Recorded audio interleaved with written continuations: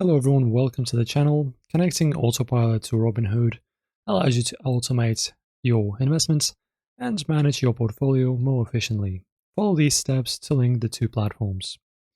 So firstly guys, download the Autopilot app. You can do this from the Play Store or App Store depending on which kind of phone you have.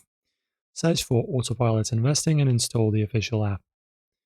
After that, open the app, sign up or log in into your existing account. Follow the prompts to set up your profile, including investment goals and risk tolerance. Inside the Autopilot app, you need to navigate to the linked accounts or connects broker section.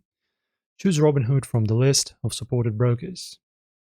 After that, when prompted, enter your Robinhood login credentials, pass the two-factor authentication, authorize the connection to give Autopilot permission to access your Robinhood portfolio. And after that, you can monitor and manage your portfolio. The Autopilot app will now handle your Robinhood investments based on your chosen strategy. You can review performance, pause investments, and adjust settings anytime. If you encounter issues, check Robinhood's security settings or contact Autopilot's support team for guidance. So this is pretty much it. Enjoy the video, guys. Like and subscribe. Thank you for watching.